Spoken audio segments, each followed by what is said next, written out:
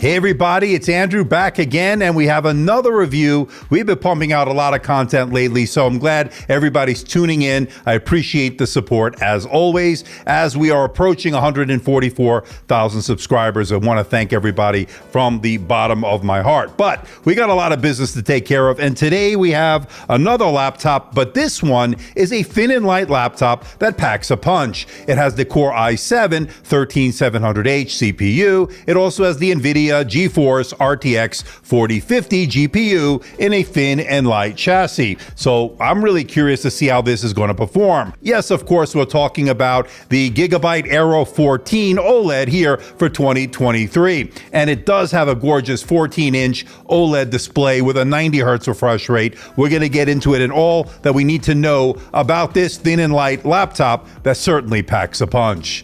Hey everybody, it's Andrew, and this is my review of the Gigabyte Aero 14 OLED here for 2023. Coming up. Now, before we get to the unboxing, I want to let everyone know, in the interest of transparency and full disclosure, I'm not being paid by Gigabyte. I'm not being sponsored by Gigabyte.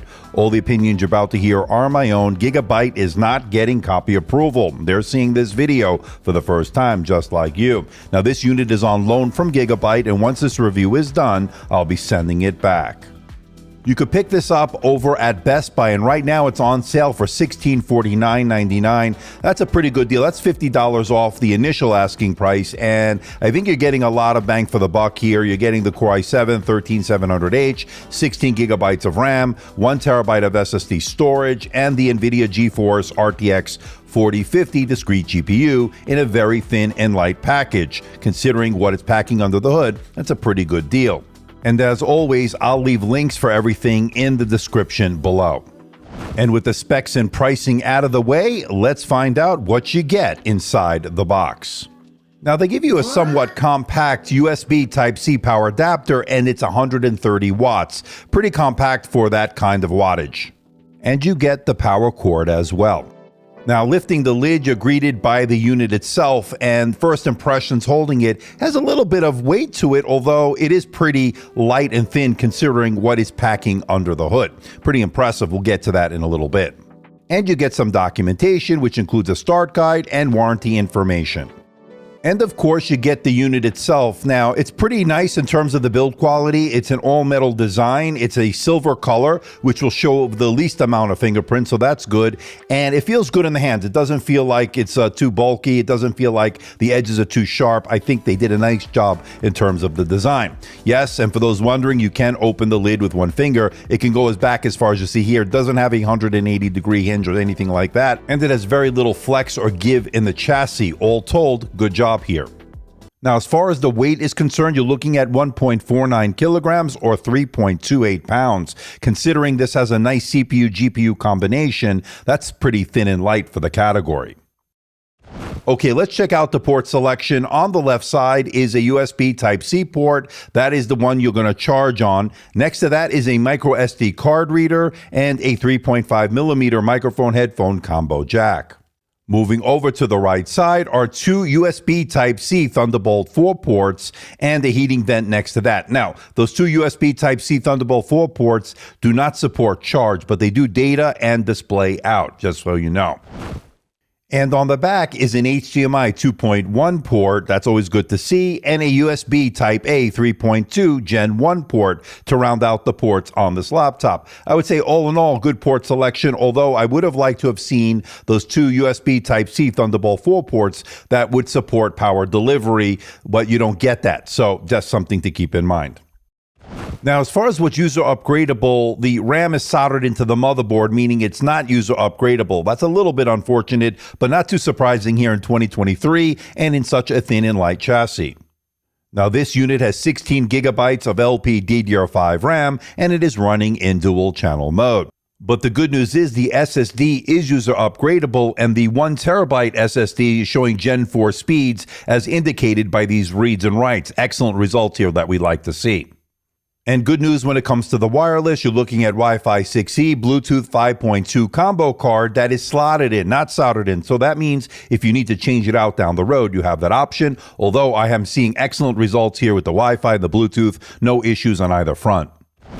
Okay, let's talk about the display, and we're looking at a 14-inch 2.8K OLED display with a resolution of 2880 by 1800, and it has a 90 hertz refresh rate. Yes, that's going to give you a really nice, smooth, fluid experience, but also doesn't sacrifice too much battery life when you compare it to 120 hertz, although battery life is not going to be the greatest on this. We're going to talk about that in a moment. But as far as this display itself is concerned, you have all the hallmarks of an OLED display, the really deep blacks, the super vibrant colors, the really high contrast. It's all there. You've got great coverage of the color gamut. You also have a very color accurate display. It's also an HDR 600 true black display. Watching high dynamic range content in Netflix, Amazon, YouTube has been superb on this panel. And as I mentioned earlier, this has a 90 hertz refresh rate, very smooth scrolling, very fluid experience is what that brings to the table, although you will take a little bit of a hit on the battery life. Not as bad as if it were 120 hertz or above, but definitely will take a hit. We'll get into battery life in a little bit. So this is the camera on the Gigabyte Aero 14 OLED here for 2023. It's a full HD camera. 1080p video is what you're looking at. It's also an IR camera. That means you can log in with face recognition with Windows Hello. What do you think about the video quality? What do you think about the audio quality? Let me know in that comment section below. Is this good for your Zoom calls, work from home, hybrid work? Now, there's also the NVIDIA Broadcast app, which allows you to blur the background. It allows you to remove the background. It allows you to do the auto framing, the auto exposure, all the studio effects in a sense that we've come to know with a lot of the other brands. They've got it here. Again, pretty nice features here. Again, I want to know what you think. Let me know in the comment section below. Okay, let's talk performance, and as I mentioned earlier, this is running the Core i7-13700H, a 45-watt CPU with 14 cores. That's 8 efficient cores and 6 performance cores, and as you can see from these benchmark results, good performance here. Both single and multi-core performance are very good. Look at that Cinebench R23, 1922 is a very good single-core score, and the 14356, good multi-core score overall. Good for everyday tasks such as Microsoft Office, email, web browsing. It worked well. Now, when it comes to things like video editing in Premiere Pro or DaVinci Resolve, this is certainly capable thanks to the NVIDIA GeForce RTX 4050 that this has. Now, when I rendered a 3-minute H.264 4K video in DaVinci Resolve, it took 2 minutes. Not a bad result, although definitely there are faster laptops out there with more beefier GPUs, but as a thin and light goes, this is pretty good when it comes to video editing. So the RTX 4050 is not going to be the most powerful GPU with a total TGP in this laptop of 45 watts. So definitely helps out in terms of the graphics performance, but don't expect to play AAA titles on their highest settings. And when it comes to gaming, I think this is not a gaming laptop per se, but I think you already know that. But with that RTX 4050, certainly capable of playing some games on certain settings. It just depends which settings, and you'll get some playable frame rates, that's for sure. But at this price point, if you want a gaming laptop, there are dedicated gaming laptops out there that are certainly more capable and better at gaming than this. And the Gigabyte control panel gives you a lot of options when it comes to the fan profiles, especially the power mode, where I like to use it most of the time, and then the turbo mode, which will keep the fans on full blast in a constant blast, and that can get a little bit annoying. And I didn't really see that much of an improvement in terms of performance between the power mode and the turbo mode. Okay, let's talk about the thermals, and when I ran the TimeSpy stress test to see if this will thermal throttle under heavy load, it got a score of 94%, meaning it detected a little bit of thermal throttling, although not bad since the 97% would be the passing score. So very close to that, a little bit of thermal throttling detected. Now, when it comes to the surface temperatures, a few hot spots here and there, nothing too concerning, although on the side where the vent is where it gets the hottest, which makes a lot of sense because that's where the heat will dissipate from. And as you can see on the underside, there are some hot spots reaching as high as 59 degrees Celsius, something to be aware of. Now, when it comes to the fan noise, getting about 41, 42 decibels in the power mode, but when you put it into the turbo mode, it shoots up to about 60 decibels, which is quite noticeable. It's one of the loudest I've ever heard, and it will be constantly on in terms of those fans. So that is something to be aware of, and I didn't really notice that much of a performance boost in the turbo mode as opposed to the power mode. So I really don't see the benefit of going with that, and you'll have to contend with this fan noise. Let's give it a listen.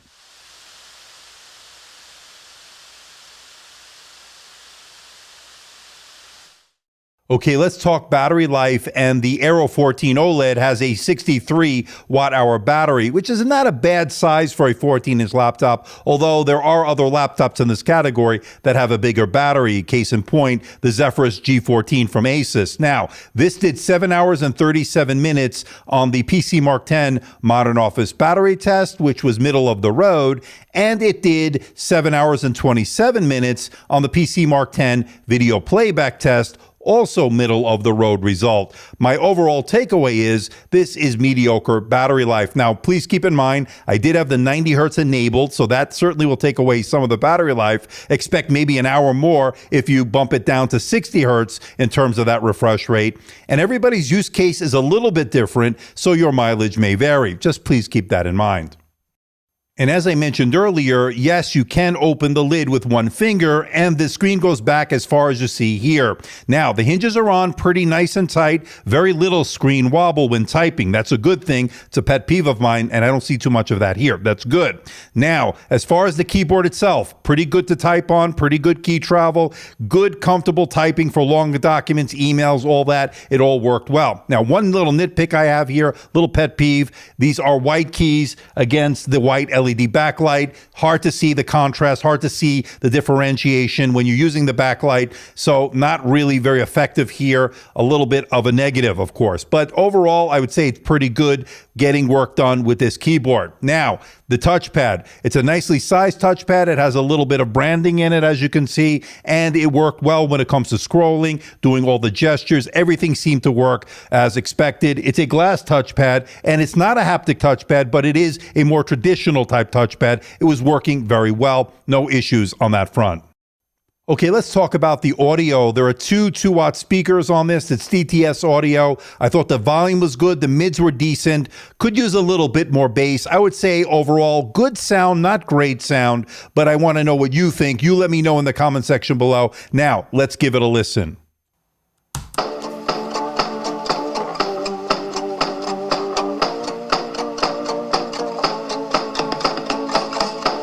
Got a psycho trapped within, can't contain her, crawling underneath my skin.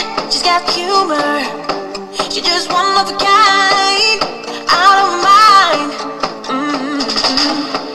She's a rebel, always on the move. She's an outlaw, she's a bimbo and an info. Is she human? She's just one of a kind, out of her mind. One too many times I wake up bruised. Oh, how she wears me down. She Okay, let's bring it all home. What do I think about the Gigabyte Aero 14 OLED here for 2023? I gotta say, there's a lot to like about this thin and light laptop that packs a punch. I like its bright, sharp 2.8K OLED display, the 90 hertz refresh rate, the solid productivity performance, the competitive gaming performance, lots of ports here, good keyboard, full HD IR webcam that's capable of 1080p video, and rock solid aluminum build round out all the pros. What's not so hot? The mediocre battery life, the noticeable fan noise under load, especially during that turbo mode, and the USB power delivery is not working on those two USB Type-C Thunderbolt 4 ports, but the other port, the USB Type-C, the non-Thunderbolt, does give you that power delivery. That's where you're going to charge this laptop. But there's a lot to like here, ladies and gentlemen. The Gigabyte Aero 14 brings a lot to the table, checks a lot of the boxes in a thin and light laptop that packs a punch. So please hit the like button, please subscribe, please share this video. Don't forget to leave a comment in that comment section below. Let me know how I'm doing. Let me know if there's a device or something out there you think I should review. I'll do my best to try to make that happen. Don't forget to follow me on Facebook, Twitter, Instagram, and of course, Threads. Yes, I'm on Threads now, so check it out. Links for everything will be in the description below. So until next time, this is Andrew, and I'll see you in the next video.